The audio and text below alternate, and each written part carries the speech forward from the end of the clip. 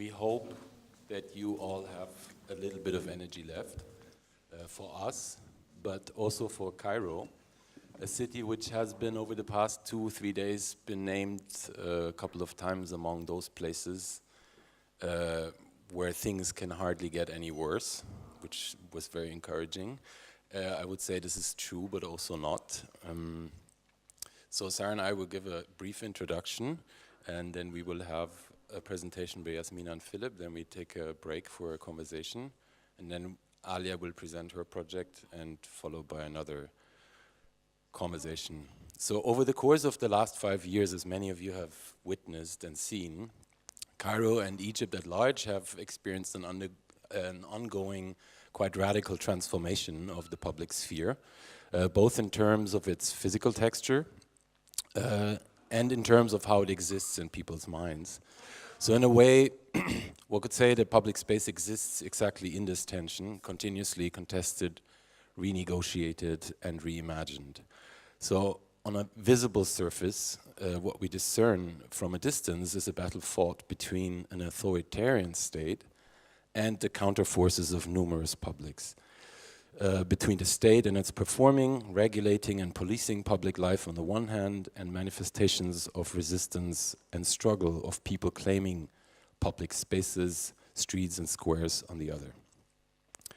So we and you probably, we've all seen people taking to the streets, we've seen the graffiti celebrated by feuilletons and newspapers everywhere. We have seen strange memorial monuments erected by the state, claiming political events and adapting them to its overall propaganda narrative. The state also flaunts its censorship by publicly staging court cases and by handing out prison or death sentences by bulk for hundreds of people at once, and so on.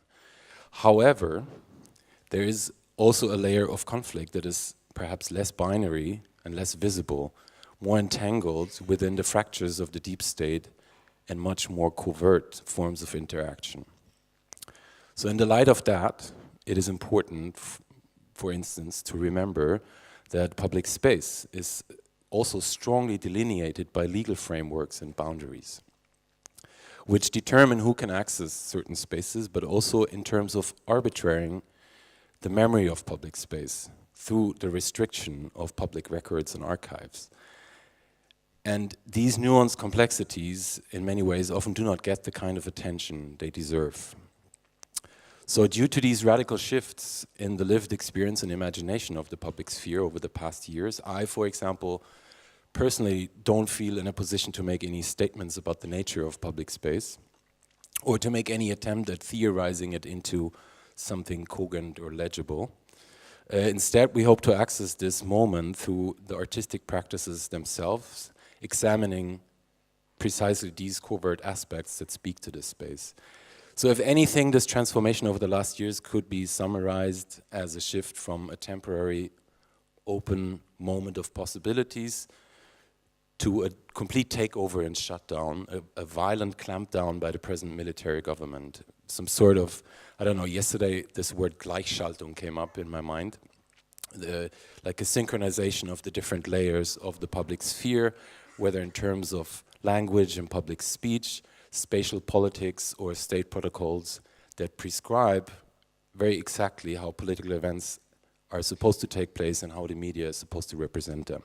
So Jasmina and Philip will speak more to that, and specifically how this affects the way of working on this project, and perhaps also more generally, the different possibilities they have found or encountered or will still encounter or discover to overcome these impediments this produces for them as artists who are working with and inside public space.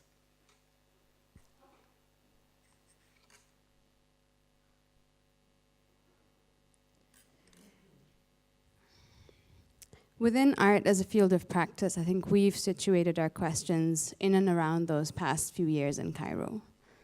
So this applies, to our role as curators in the sense that between 2012 and 2015, we operated Beirut as an art initiative and exhibition space that reflected on the possibilities to intervene in the public sphere, however minimally, and to carve out spaces of debate, and more importantly, of imagination, through writing an art institution into being, through practice and role play. We decided to end Beirut, and after 3 years in Cairo, in the shadow of circumstance, both personally and politically.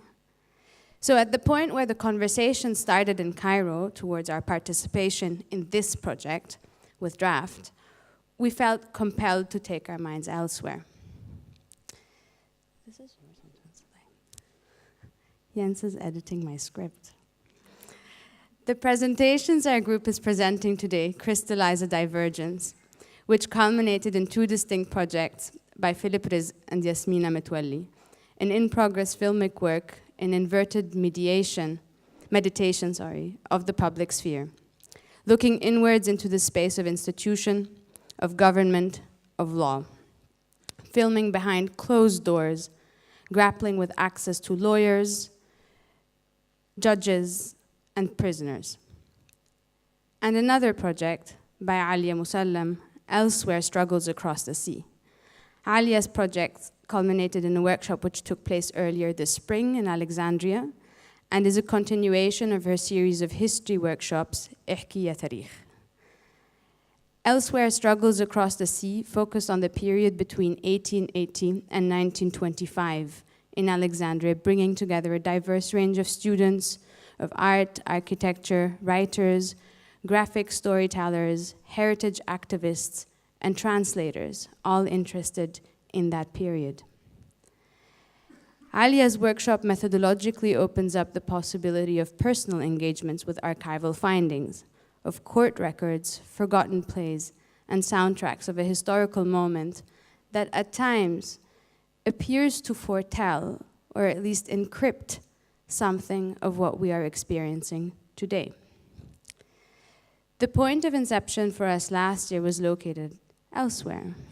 We initially wanted to take to the sea, but ended up in the muddled spaces of court, the theatricality of law, and its registers and records, dusty records. Our first conversations were looking outwards, beyond the Mediterranean, to Southern Europe, investigating lines of flight that both in a historical and a contemporary sense follow the trajectories of migration, spanning over 100 years in both directions. Perhaps this desire to focus on this space that is located outside of Cairo and Egypt altogether at this moment is the need for a different vantage point, a different place from which one can stand in the mountain and have a purview. The projects are in essence careful studies, methodological grappling of how to laterally engage a tense present in a present tense. In many ways, the 2 projects stand independently from one another, yet at the same time, we hope that today, together, gives us an opportunity also amongst ourselves to closely examine the points of convergence, of how we slowly move inwards again, from the realm of the public and the common to that of the private, the enclosed, the encrypted, the covert.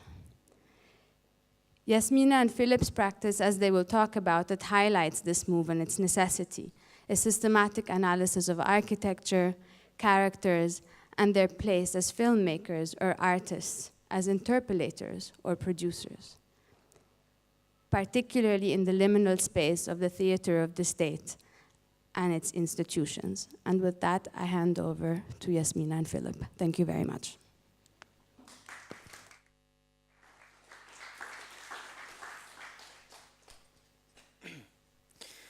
So a few days ago, when we were giving a presentation at the summer school, one of the students told us afterwards, Artur, who's here today, I think, that our presentation had actually acted in a way as a kind of outline of the transformation of public space in Egypt prior to, during, and post-revolutionary period. And we thought that as a way of introduction today, we would touch just on some of these points, after which we will present our work in progress, which is called On Trials, and we will show you some clips with some readings that we are working with.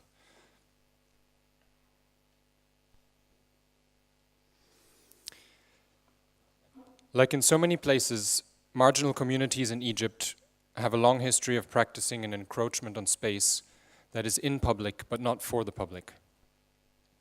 Whether these be community battles for electricity, water, or access to public transport, or street vendors encroaching on streets or squares, seeking out their daily bread. In 2011, this spirit of encroachment exploded to new dimensions. It is in the square where much of the world pointed its television eye, to capture, to consume, and make sense of the event of revolution. Yet those squares would never have been filled without the battles that allowed us to reach there in the first place. While the square often stood still, the battles went on in the alleys, almost always in the darkness of night. January 28, 2011. Away from the cameras, people across the country attacked the gatekeepers of the regime, the police. Protesters burned and looted police stations, lit many of them on fire, opened prisons, shot policemen. Some of those that escaped stripped off their uniforms and fled into the crowd. It was this unnarrated cost that made possible the imagination of public space. One man we filmed in Tahrir told us, "I used to walk here scared. Now I walk here in freedom." It was this contest that allowed for the monthly El Fan Meden, the square is art, to take place. They allowed for our cinema Tahrir screenings where the collective we were a part of could show its images that confronted the images of the state. Those battles made possible the Kezeboun Liars campaign that spread images of military violence into the street corners all across Egypt once again as a form of counter-narrative to that of the generals that had taken power and who claimed the glorious Egyptian army could never turn against its own citizens. There is an open crowd, spontaneous in its nature, fluid and non-geometrical, spilling outside of a confined structure of an institution, spilling outside of known borders. In January 2011, we moved in that way from homes, schools, factories, and alleyways, heading towards the police, heading against the police, against geometry. Tahrir was still in the making and was experienced on the ground, physical and brutal, violent and inhabited before it turned into a spectacle. The raised stakes of this contestation continued until the summer of 2013.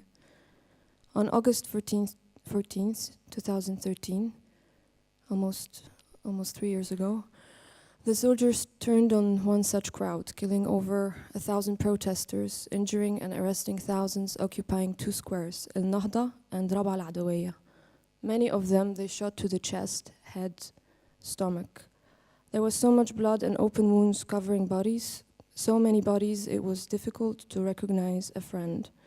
This was the founding violence necessary for the regime to reimpose its control that had been contested ever since the first stone was thrown in 2011.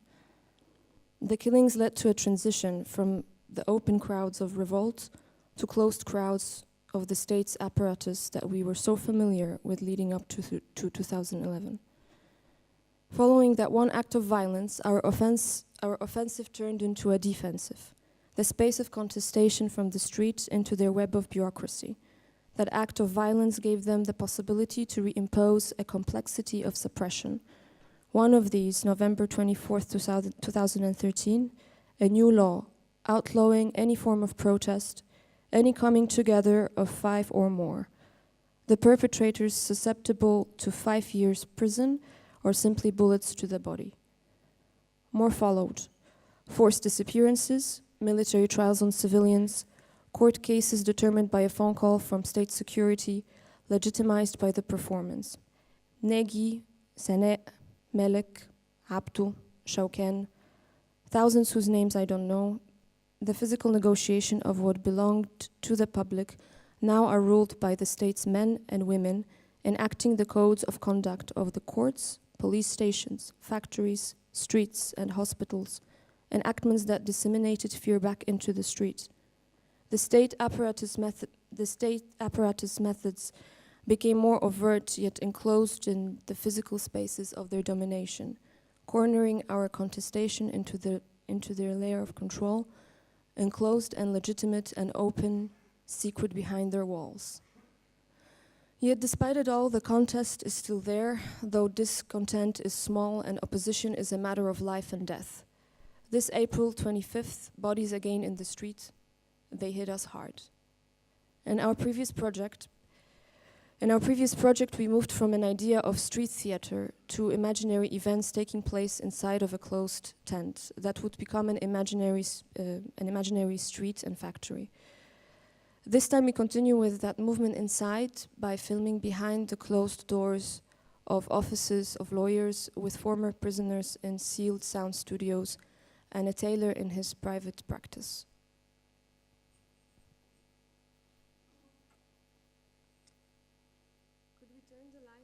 Could we turn the lights down? Thanks.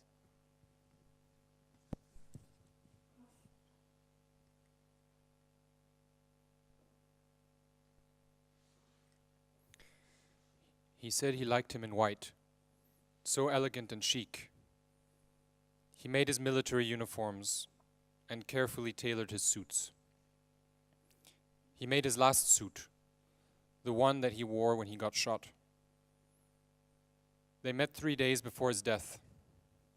I asked him for it, but he doesn't know where it is. It belongs to the state. He thinks of himself as an artist. He loves working on films as much as he does for the military. He says, "I'm a military man, and my father was a fashion designer. And through observing him, I learned how to tailor clothes." Is there a difference between these costumes? Actor Ahmed Zaki spent a month with him listening to stories that helped him better understand and develop the role of Anwar al-Sadat in the film. The picture hanging in his workshop is taken on a stairway. They are smiling in that picture. Zaki made a joke, and they laughed. But the tailor doesn't remember the story. So is Ahmed Zaki's costume the same as Sadat's? Yes, he replies. But Sadat was a man of small build.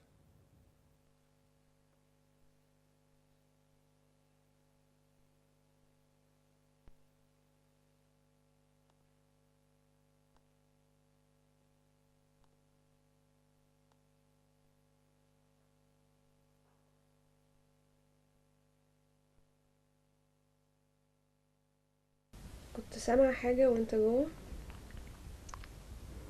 كنت سامع حاجة لما كنت في القفص.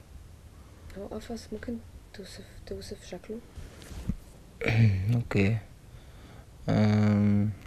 هو القفص عبارة عن هو في 3 أقفاص. المحكمة دي هي اسمها محكمة الكيلو 10.5 لدوائر الإرهاب. فيها 3 أقفاص، كل قفص مساحته حوالي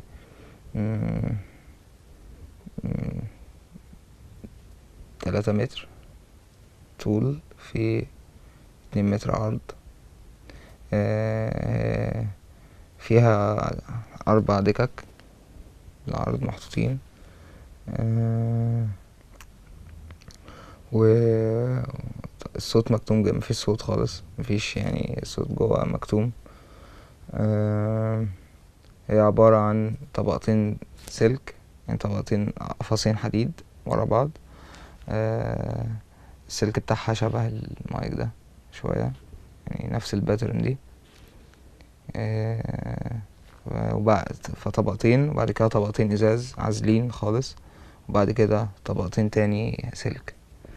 فانتي جوه، وبعدين في نور بقى كشافات ضربة عليك انتي جوه، يعني سبوت لايتس كده عليك يعني. فمبقاش مصدر الصوت الوحيد هو الباب. هو في سلم بندخل احنا القفص، لو كملت السلم لاخره في باب، الباب ده بيخرجك على المحكمة، على الجلسة، يعني على الكراسي اللي فيها المحاميين والمكان اللي بيقعد فيه القاضي والقضاة يعني، ومكان النيابة. فالباب ده هو مصدر الصوت الوحيد لينا اللي بيجيلنا منه الصوت. طول ما الباب مقفول مفيش صوت خالص. لما الباب بيتفتح بنسمع صوت اللي هو يعني صوت جاي من بعيد خالص، يعني بتسمعي كلمة كده، كل 10 كلمات كلمة مثلا. وعلى حسب انت واقفه في انهي قفص يعني. هو لا، كل ما تكوني اقرب للباب كل ما تسمعي اكتر يعني.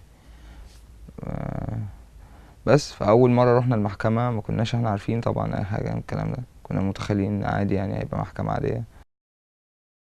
اول مره قضينا 5 ساعات مثلا. تاني مره قضينا 9 ساعات. ده اكتر. تالت مره قضينا 6 ساعات مثلا كده. طريقة التواصل الوحيدة مع المحامين كانت ان احنا نكتب على ورق ونبدأ نمسك الورقة نحاول نتحرك بيها في المكان يعني تحاولي عايزة تقولي له حاجة مثلا. يعني انا كنت عايز اقول للمحامية بتاعتي انا اتمسكت من قدام حديقة الأورمان مش من المظاهرة، وده كان حقيقي، انا ما اتمسكش في المظاهرة. فانا خايف ان هي تطلع تتكلم فتقول ان انا اتمسكت من المظاهرة.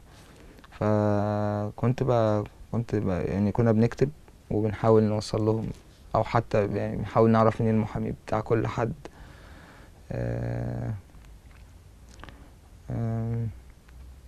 بس طبعا الصوت جوه القفص، الناس عماله تزعق، كل واحد فاكر ان صوته بيوصل بره بس الصوت ما بيوصلش خالص. ففي زي بقى كل واحد بيصوت يعني انا مش عارف ايه. هو ده بنحاول انتي بس ما فيش حد سمعنا خالص يعني. الصوت هو جوه المكان بس معزول تماما يعني. بعد كده هم ابتدوا يندهوا على اسمائنا، واحد واحد بيخرج من القفص يثبت حضور.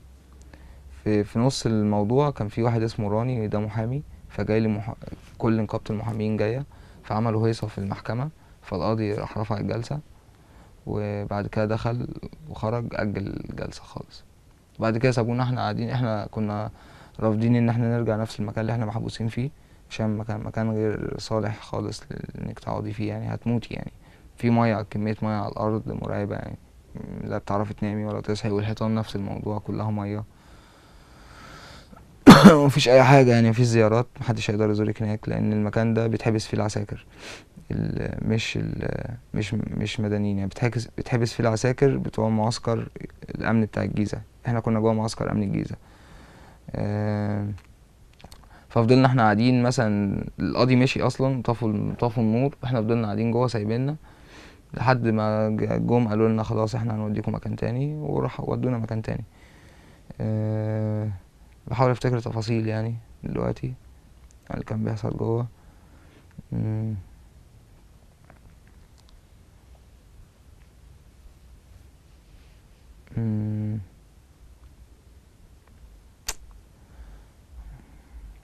ده اول مره، ده اول 5 ساعات يعني. ما كانش فيهم حاجه كتير قوي غير ان هو حاله الهياج ديت وحاله الجنون اللي في الاول، ان كل واحد بيحاول يوصل يتكلم مع المحامي بتاعه عن طريق الورق والقلم. وبعدين اول مره كنا نشوف المحاميين وش لوش لحظه ما احنا كنا بنخرج للقاضي عشان نثبت حضور. فاحنا كنا متقسمين قضيتين، في اسم الدقي واسم العجوزه. اسم العجوزة كانوا 9 فكانوا منظمين، اسم الدقي وكانوا 9 كلهم يعني 3/4 سياسيين شغالين سياسة، فكانوا أصلي يعني عارفين هما بيعملوا ايه. احنا اللي عندنا في اسم الدقي كان الدنيا بايظة خالص يعني، في إخوان وفي مواطنين عاديين وفي مفيش حد بيشتغل سياسة تقريبا خالص، وفي يعني فنان، في دليفري، واحد بتاع دليفري، ناس كده يعني كلها، وناس أول مرة تحبس، أول مرة تجرب أول مرة يعني تتحط في تجربة الحبس. فكان في عشوائية جدا. فاحنا لما خرجنا للقاضي خرجونا كلنا مرة واحدة، فابتدت الحالة ان كل واحد عايز يتكلم يعني قبل التاني، فالقاضي راح رفع الجلسة وخرج.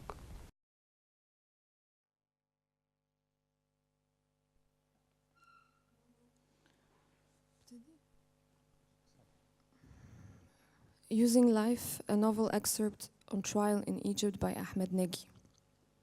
Chapter 6. That's not to say life in Cairo was completely miserable. There were good times to be had year-round, some during our long summer and quite a few during our short winter. Such times were invariably either days of work or days without it. They say the city never sleeps. They say it bursts at the seams. The city rotates and revolves. The city branches out. The city beats. The city bleeds. In their places of work and worship, the people of the city swarm. They shop and scurry and go for a piss, so the wheel of production might go on spinning despite the traffic. That's how it all looks, if you're an eagle soaring up above. But if you're just a little mouse of a man spinning inside that great wheel, you never get to see the big picture. You go to work and do your job and might even earn a reasonable salary. If by some great fortune you manage to see the fruit of your labors, it still won't move you an inch. Whether you work or not, the wheel of production keeps on spinning, and the current carries you along. Which brings me to the time Mona May and I went over with a group of friends to Mood's apartment in Garden City. This was after a party at Yusuf Bazi's place. We stayed up until the morning smoking hash and competing to finish a whole bottle of vodka. I remember seeing the music dissolve into monkeys that clung to the ceiling. There was a blonde German tapping her leg to the beat. Erections popping around the room. A young Palestinian American with poor Arabic talking a lot about racism. Smoke, cigarettes, hashish, and more smoke. Bassem, says Kiko, turning to me with a totally bloodshot look. I've got smoke in my eyes. Go easy on them, baby. I pull a tissue over her eyes and blow gently. The German girl watches with a confused look. As I pull the tissue away, my palm drips with the dark freshness of Kiko's face. I plant a light kiss on her lips. Did you know there's a kind of a sexual fetish called licking the pupil, says the German girl in English. How exactly do you mean? Yeah, I read about that once, interjects Mood. That's disgusting, objects Kiko, wrapping her arms around me. What are your typical 20-somethings to do in Cairo? Might they go for pupil licking? Are they into eating pussy?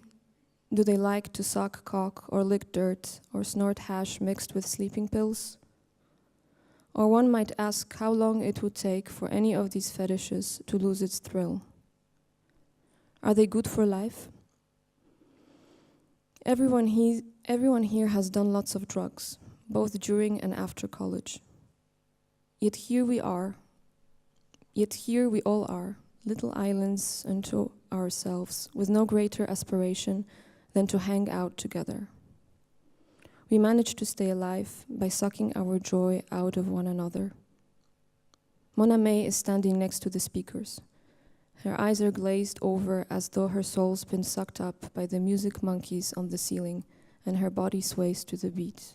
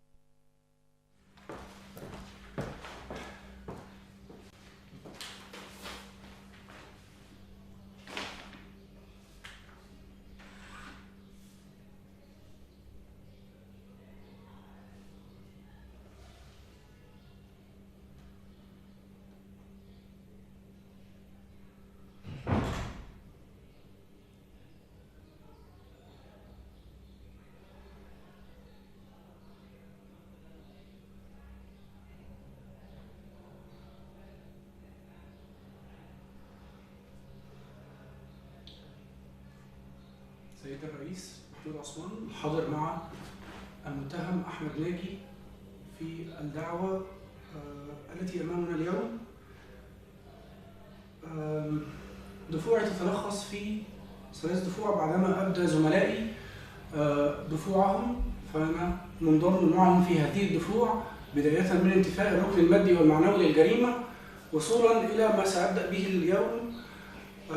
في البداية سأدفع بالدفع بتوافر أسباب الإباحة. ثم بعد ذلك وجود مانع من موانع العقاب وانتفاء الركن المادي والمعنوي للجريمة.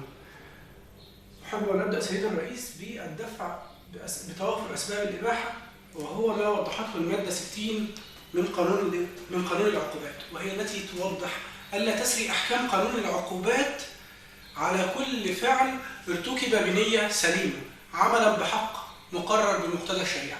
هنا سيد الرئيس الشريعة المقصود بها هو القانون بوجه عام، وعلى رأس هذه القوانين هو الدستور، هو النص الأسمى في القوانين الموجودة في البلاد. لذا سيد الرئيس فنستطيع أن نوضح أن ما قام به أحمد ناجي من كتابة المقال، أو بمعنى أصح هو ليس مقال لأنه لم يعبر فيه عن رأيه، بل هو جزء مقتطع من رواية، فلا يصح تسميتها بمقال، بل هي جزء تخيلي، عمل تخيلي تم ذكره في جريدة أخبار الأدب، وهو بذلك لا يصبح مقال، بل هو يظل عمل خيالي ورد في رواية تم نشره عن طريق رئيس تحرير جريدة أخبار الأدب، ولم يكن أحمد ناجي هو المسؤول عن نشره. هذا في البداية. بعد ذلك سيد الرئيس لابد له أن يستفيد من هذه المادة، ذلك لأن العمل كان بمقتضى المادة 67 من الدستور التي توضح أن حرية الإبداع سواء كان فني أو أدبي أو فكري فهو متاح للجميع ولا يعاقب عليها بأي عقوبة سالبة للحرية. لذا فإن هذا يستتبع أن ننظر إلى سياسة التجريم في قانون العقوبات. كيف يجرم قانون العقوبات الشخص؟ فهو هنا قانون العقوبات يعمل على حماية المصالح الاجتماعية المختلفة، وفي أوقات كثيرة من الممكن أن تطغى مصلحة على مصلحة أخرى من مصالح المجتمع، كما هو الوارد في الدعوة التي أمامنا. مصلحة أن يكون هناك حرية للإبداع وأن يقوم أحمد ناجي بنشر رواياته، والمصلحة الأخرى هي حماية الآداب العامة، أو كما يرى السيد رافع الدعوة من البداية بأن ذلك تم بالمخالفة للنظام العام وللحياء العام وللآداب العامة. ففي هذه الحالة تكون سياسة التجريم بأن يقوم المشرع بالتوفيق بين هذه المصالح، أو في حالة مصارعتها لبعض أن يقول أن هناك مصلحة هي أقدر بالحماية، ويقول ذلك عن طريق نص قانوني أو دستوري واضح وصريح أن هناك مصلحتان، الاثنان يعني جديرة بالحماية، ولكن هو سيقوم بتغليب مصلحة على مصلحة أخرى. وفي هذه الحالة قام المشرع بنص دستوري بتجريم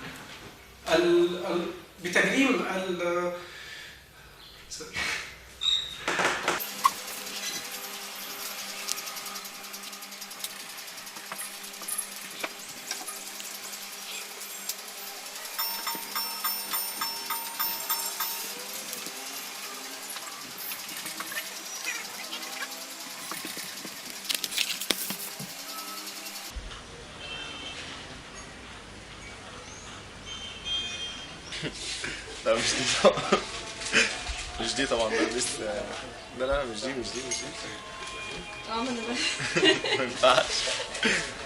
باظ. لا الثانية بتبقى بيادة سودا أو جزمة سودا.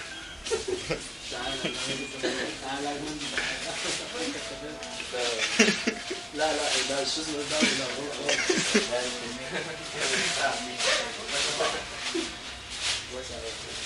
والبنطلون بيخش جوه الجزمة؟ بيخش جوه البيادة.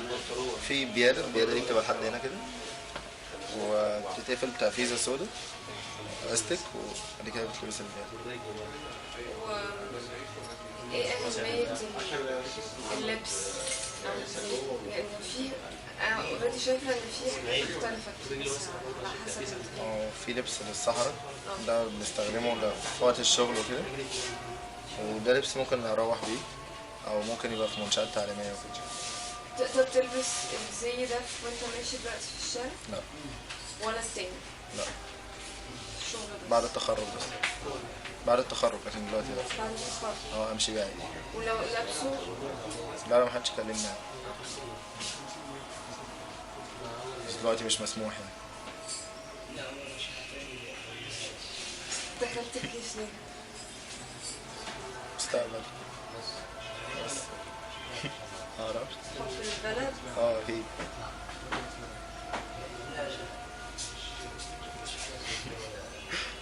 هو مستقبل وحب للبلد طبعا، بس يعني شغل يعني.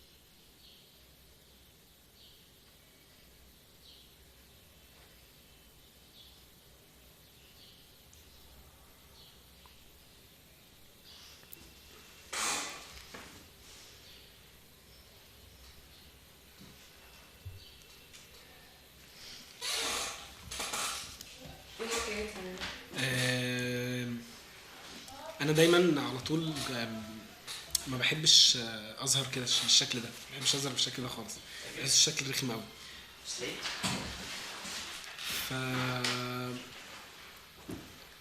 فدايما كده كان كذا حد يقول لي هو انت ليه ما بنحسكش محامي؟ فما ببقاش عارف اوصلها لهم خالص، يعني اللي هو يعني ايه مش ما بحسكش محامي؟ هو انت المفروض تحسني محامي ازاي يعني اجي اترافع واحنا قاعدين مع بعض، احنا اصحاب يعني. وانا عندي اصحابي القريبين مني قوي 4 محامين، يعني احنا مولودين في شهور قريبه من بعض، من KG1 واحنا لغايه حقوق مع بعض، بس هم بقى محامين دايما في ادائهم. وكان في لحظه كده التغير ما بين صديقي التافه للمحامي اللي ابتدى يقول لي بص بقى احنا في الشارع عيب، احنا محامين بقى مش هينفع عشان خاطر ما حدش نتهزق قدام الناس كده وبتاع، لمجرد ان انا بزقه مثلا زي ما بزقه واحنا اصحاب مع بعض يعني تفهيم. وابتدت تتحول الدنيا لان احنا كمان بقينا نقعد في الاماكن المغلقه اكتر عشان خاطر نعيش طفولتنا اكتر مع بعض، احنا شله صغيره مع بعض. لكن دلوقتي بقينا بقى ايه محامين خلاص، بدل رايحه وبدل جايه. وبرده كمان كان في كومنتات كتير من الناس حتى كمان هنا من الشغل، بعض الناس اللي هو يعني اهدى شويه، انت خلاص انت دلوقتي بقيت محامي، فيعني اكت از غير شويه بقى. فدايما انا بيجي في دماغي رد بس ما بردوش على الناس، اللي هو يا جماعه اكت ده في المحكمه، لكن ما حدش دعوه انا اكت هنا ايه او اكت في الشارع ايه، انا اكت زي ما اكت بقى. فالموضوع ده قعد فتره طويله لغايه ما جيت في يوم قررت ان انا انزل الصوره دي، قاعد بقى لابس محامي كامل بالروب والنضاره والكرافات والبدله، وقاعد ولابس شبشب بقى وحط رجل على رجل، وعملت بقى اهداء على الصوره دي اهداء مني لكل شخص بيقول لي اكت از غير. طيب اهو انا هو بقى بس.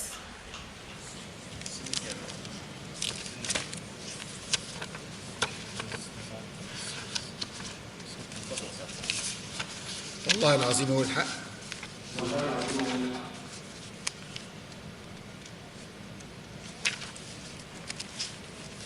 سين. ما هو العمل الذي كنت تشغله؟ إبان اقتحام قسم شرطة كرداسة في 14/8/2013.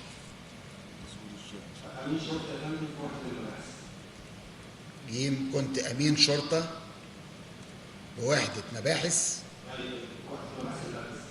مركز كرداسة. سين.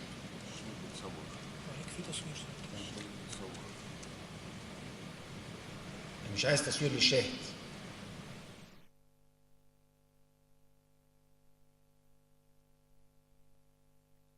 In July 2011, a man raised a case before the State Council calling for the removal of the General Prosecutor for his role in opposing the authority of the January 25 revolution. The claimant said the revolution had stripped the prosecutor of his legitimacy. The presiding judge ruled the court incompetent to decide on the case. On the morning of June 29, 2015, the eve of the second anniversary of the mass protests that the generals used to legitimize their coup, a car bomb went off. The explosion killed the targeted man, General Prosecutor Hisham Barakat. A group called the Popular Resistance of Giza took responsibility for the attack. There is inherent in all such violence a lawmaking character, Walter Benjamin wrote. In The Great Criminal, this violence confronts the law with the threat of declaring a new law. Where the law failed in 2011, violence succeeded in 2015.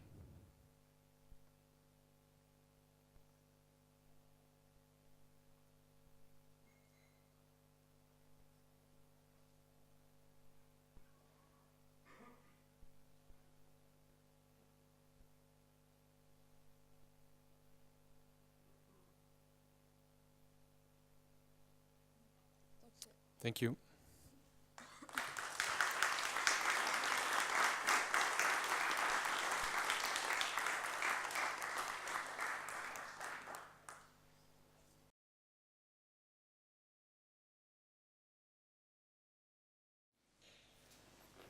Very eloquent presentation, and there are a couple of things I want to say that are not only in the name of the group, but that we were discussing here. You were talking. I guess the first one is the sympathy and the pleasure we take into seeing a work that is thinking on this process of migration, of how the question of where is the public space is being displaced is not only thought by the work, but through the work, and that is very, very impressive. And one thing that seemed to us that is very interesting to share with you is that when we were making that point amongst ourselves, the interest there is in the political, because it has to do with the conjuncture in the tactic migration from the square to the re-representation of the process of the state indoors. We were commenting that it might be possible to say in very general terms that video today is the media that has made every space public. That there's a sense by which there is no predesignated public space any longer, because video has eradicated the possibility of any absolute enclosure. And that, when we were just basically discussing that, you had this beautiful moment when you actually fell into meditating that. And it was really, really surprising for us that we were trying to basically gather that thought when your video was already doing that that movement by discussing also the moment of the social media and the circulation of this image that would validate the legal legitimacy of the lawyer, that from that moment onwards is also trying to teach the lawyers. And that was something that I have to say that is rather special, because it is rare to have a situation where the artwork is advancing your process of thinking. That, I mean, there's something that we still enjoy about the classical condition of music, that you're listening even something that you have never heard, and somehow you're able to jump on the next stage at the same time that the composer and the players are doing it. That happens with your video in an uncanny way, and that leads me to a second thing that I was trying to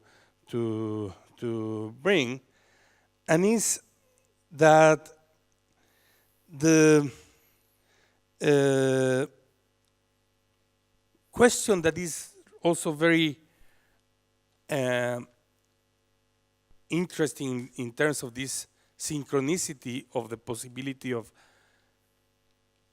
watching the work and thinking through the work, that those two processes are happening somehow together in your piece. It's not a general rule. Has to do with another moment that is very, very interesting, and it's the question of what are we to describe as fiction. Again, we were just sharing a couple of thoughts on the interesting matter of producing the fiction and the theater space of the state, the costumes, and the role of the tailor as the production, as the producer of the theatrical piece, the role of the investment of the actors, and in that moment, I think it's very fortunate and tragic that the case involved had to do with the questioning of the status of a piece that had been published in a journal called Literature News.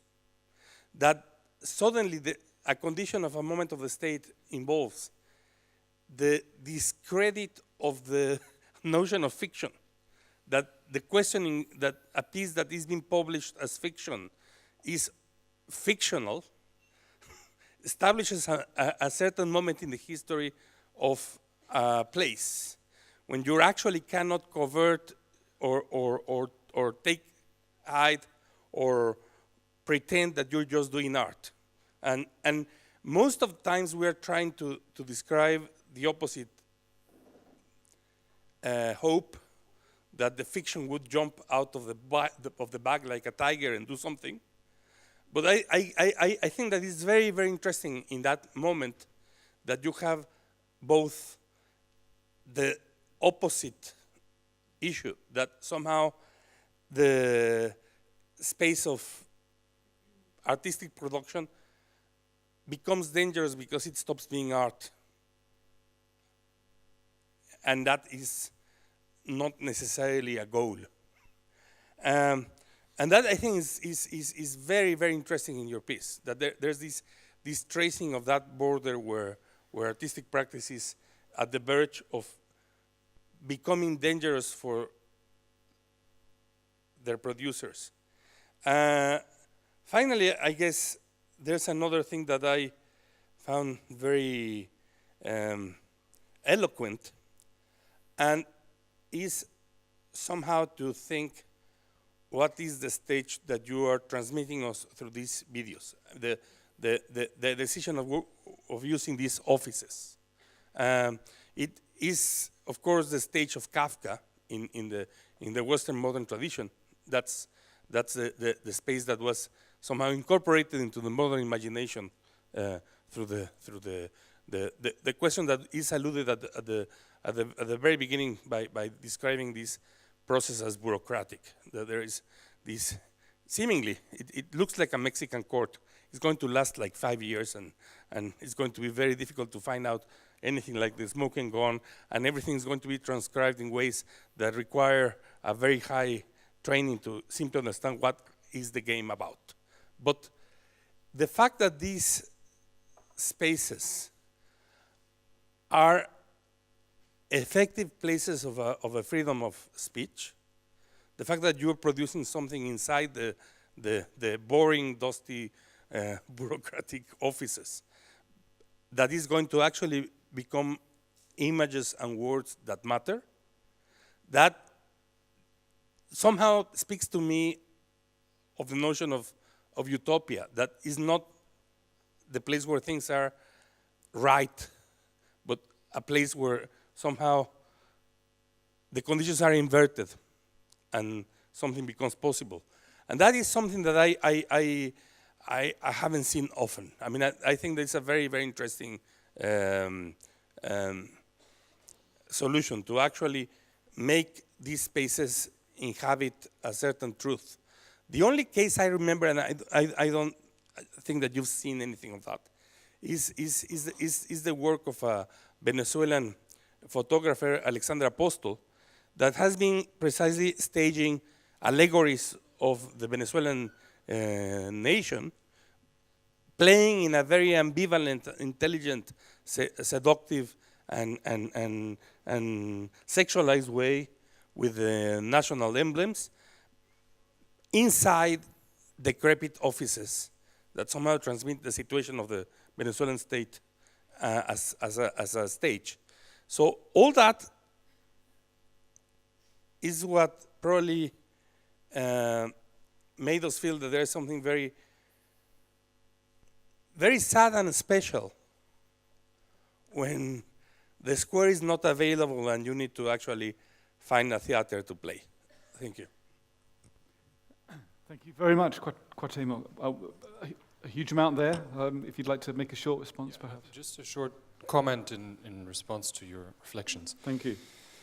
I mean, you mentioned that through video, no spaces, or every space has become public. And actually, it reminds me of a comment that someone on the Bombay panel made yesterday about the mainstream being the same as the subversive. And I think video has the potential to make the very private public, but it is by no means across the board. I mean, these things do not equal each other. And I think maybe going back to our introduction and our reflection on this struggle or contestation, I think video can play a role of contestation, because there is a struggle to make the secretive, to make the oppressive, to make the violent public.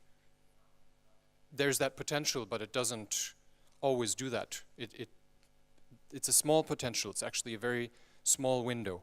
When we thought about this presentation, one of the things we were considering spending more time on was actually talking about the obstacles to this project, which could go on for a very long time, because it's one thing you do not see. To actually manage to get these images was most of the struggle of this project, to actually get into those offices, to actually get people to return our phone calls, to actually get to turn on our cameras.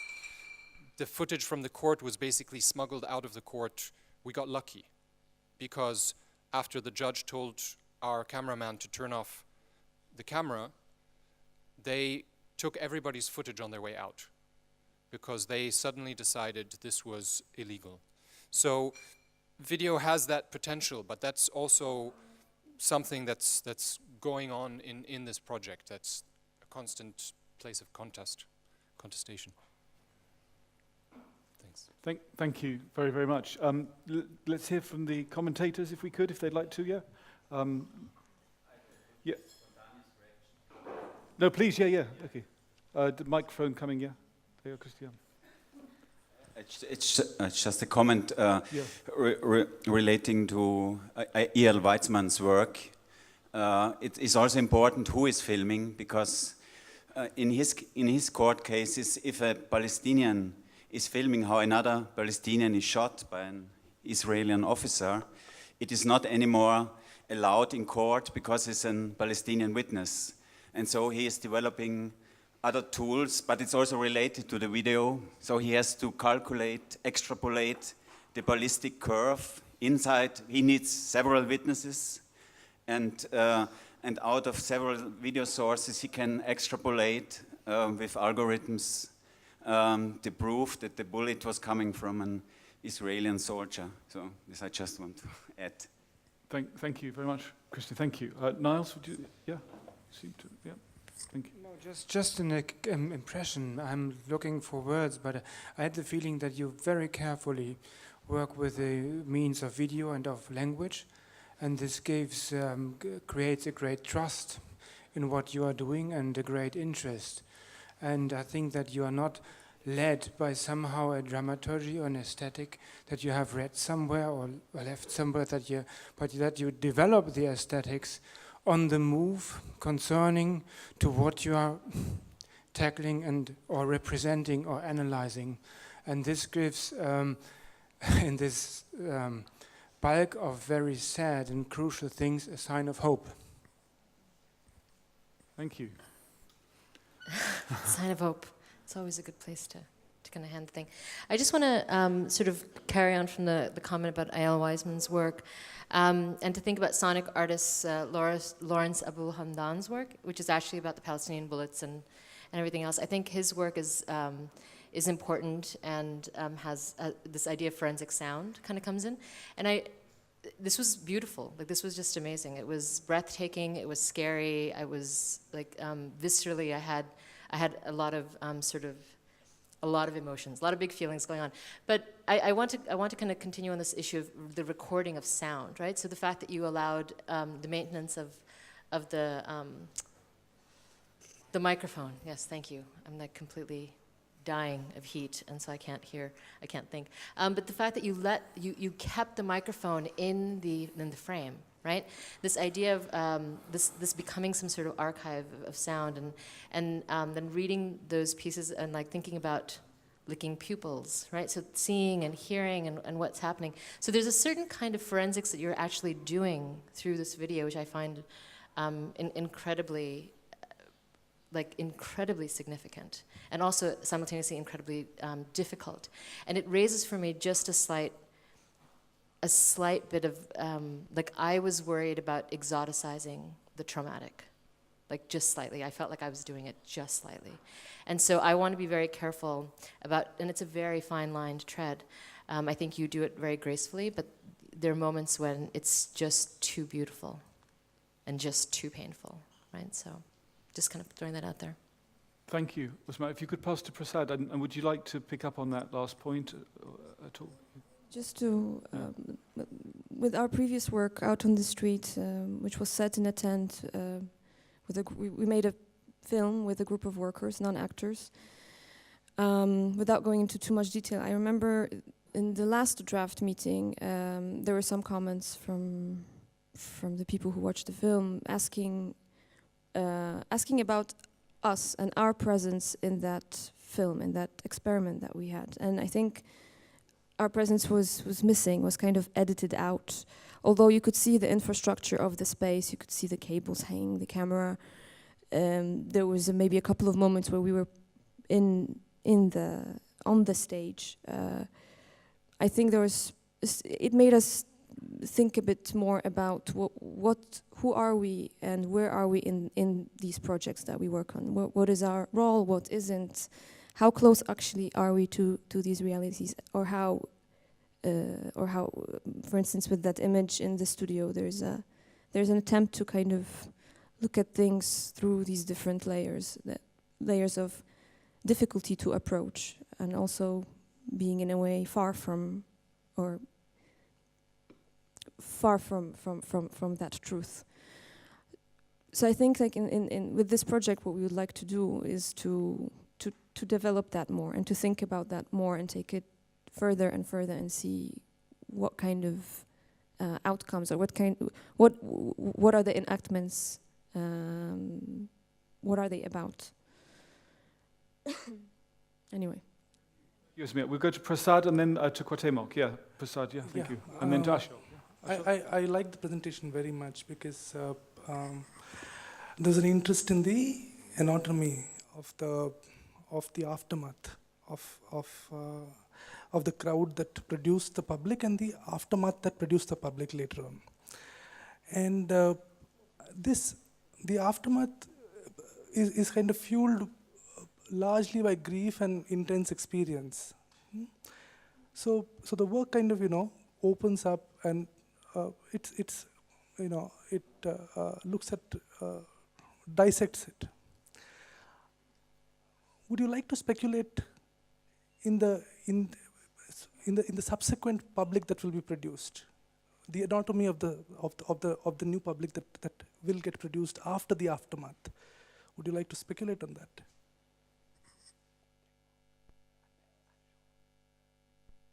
I mean, this is something that's very difficult to speculate.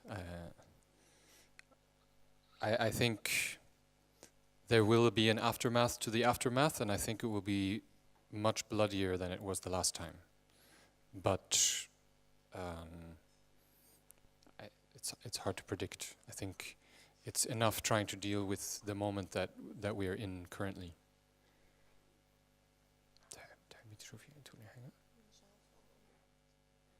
Yeah, that's it. Thank you. Yeah, absolutely. Yeah, please. Hi, I was trying to follow what Philip just said, and I think it's really interesting about the relationship between these public images and the emancipatory power, and I think maybe there's something there, or the lack of emancipatory force, that maybe it's a good thing that we take a time to discuss here in this conference, because a lot of our work that we are doing deals with this idea of the public and the relationship between the public and the image, the public and the art, and us as producers of art creating these kind of images, because maybe you're right, and maybe this kind of production and circulation of images that are public doesn't have like a kind of emancipatory force, but they are trying to do another thing. Maybe this kind of theatrical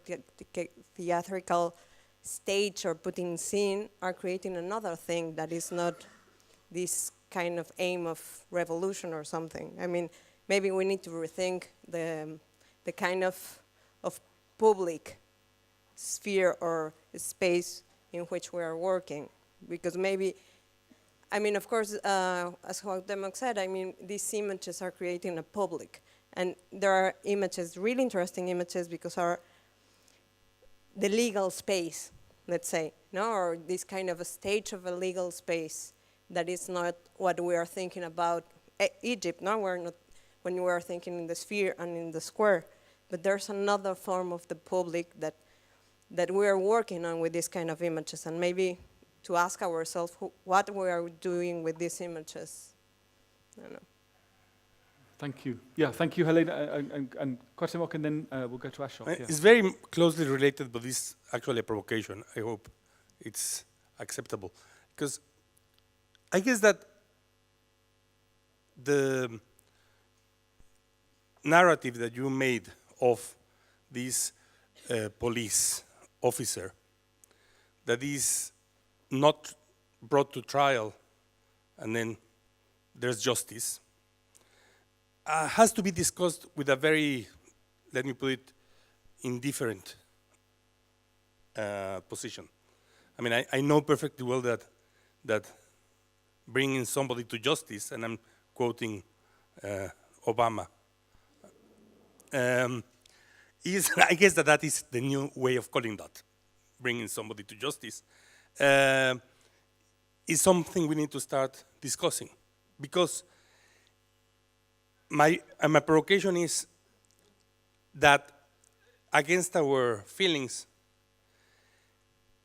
history seems to suggest that it's never the end of a story. It's always an episode. And both when somebody brings somebody to justice effectively, and my example is always Carrero Blanco in 1974 in Spain. Then ETA feels empowered so as to slide into a complete political disaster the next 20 years. That's a case. So there was a killing that was very much effective in actually breaking the possibilities of dictatorship, and it was just. But the problem was not what happened with Spain, it was what happened with the successful killers. So somehow the allusion to Benjamin there doesn't seem to me to fit. But beyond that theoretical issue, I would like you to comment on that. I mean, it would seem to me that it brings closure to something that you just described as that is not going to be finishing there. I mean, by no means is it trying to bring closure, because as we said in our introduction, this is a work in progress. These are clips, these are notes from our readings, from our research. I think, again, going back to our introduction and looking back at the moment of revolt that took place in Egypt, it was very violent. And it's only the violence that made possible the kind of events and images that were celebrated in places like these and amongst your peers. And I think it is an issue that we have to grapple with. When there is no justice, other people, some people will turn to a form of their own justice that we can't just push by the side. I mean, this is literally what happened with the narrative of revolt in Egypt.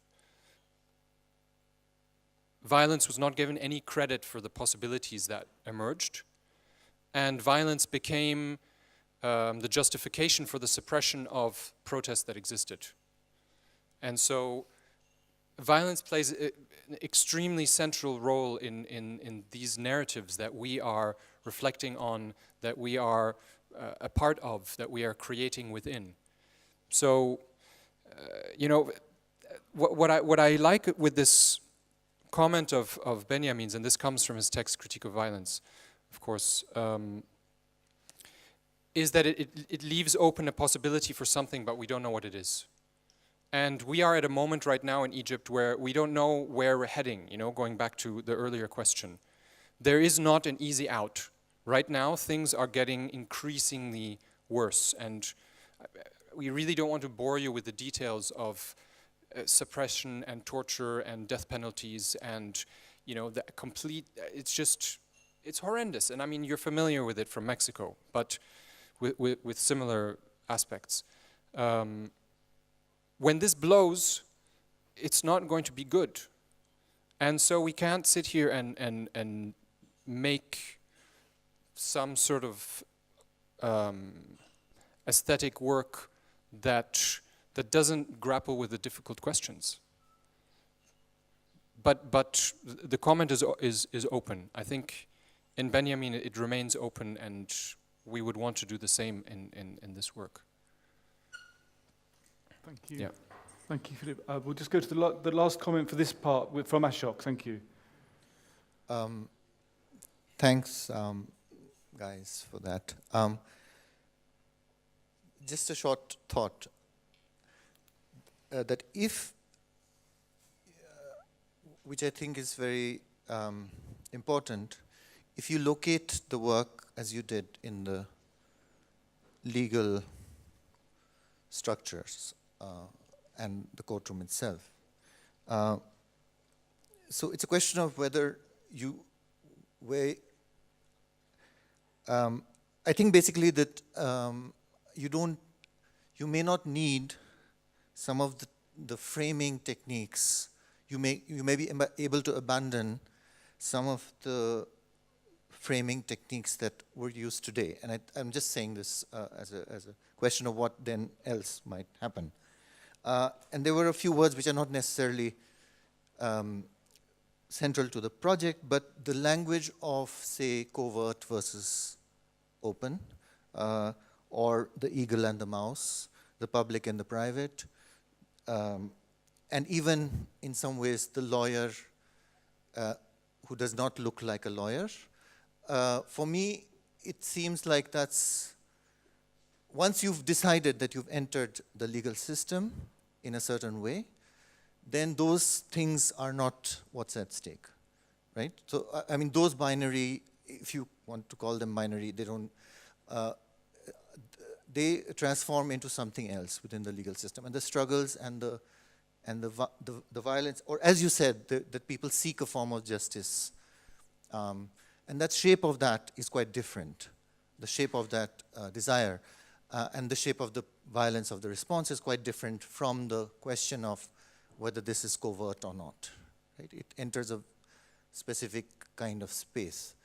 So I'm just wondering whether what would happen to this next, in the sense that I felt that today the framing of the project on those lines wasn't useful for me to see the trajectory of the project in the future. So just a question around how you would frame, or what's the, to use Prasad, what's this kind of speculation on where this might go, apart from the fact of, you know, what particular spaces it enters, which for me is already apart from the question of private and public. And this is kind of also an art question, that the encryption is already there.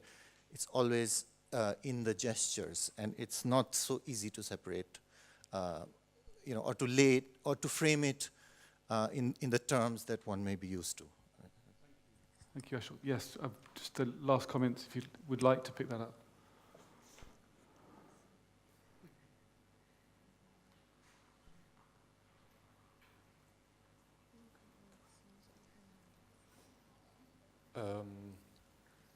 And just to begin with, I mean, when we did our presentation on our previous film a few days ago, I think it became quite clear how much the film changed throughout the course of the project, and that is the way we work.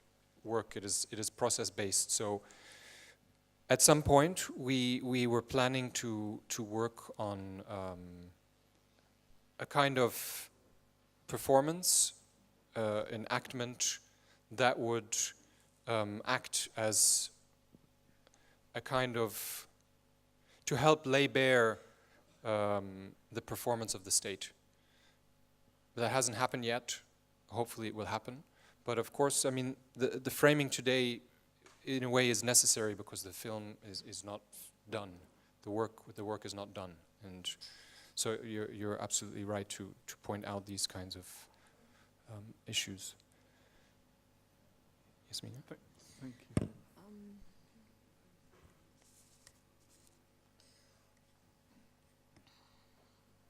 It's actually quite difficult to plan with this film.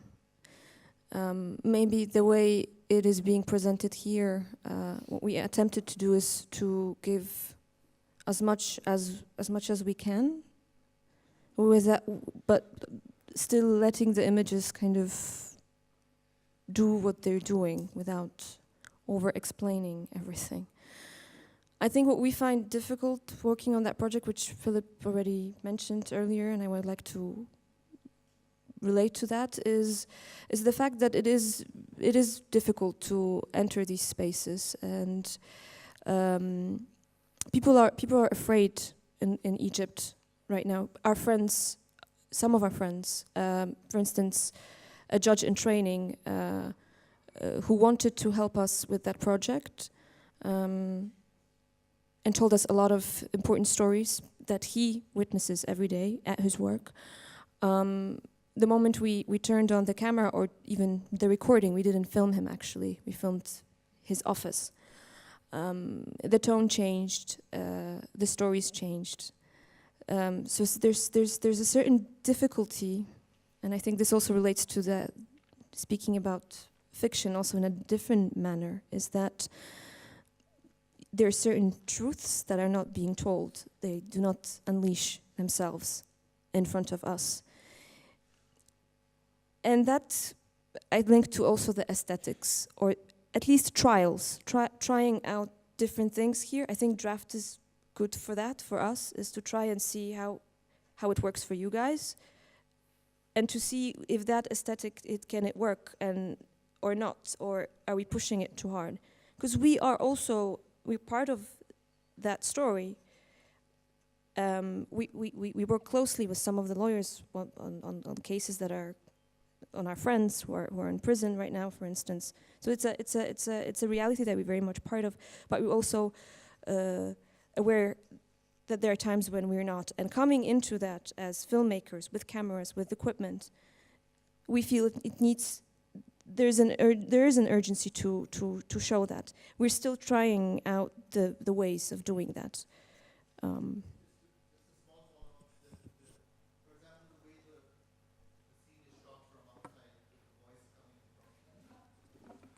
Ashok, if you don't mind, could we just take this into either the further section or later? If you don't mind, just because we really do have to keep everything on track. But thank you very much for the question, and to all the respondents. Dimitri, I know, wants to speak. I hope we can bring that in a little bit later. But of course now, particular thanks, please, to Jasmina and Philip. Thank you very much.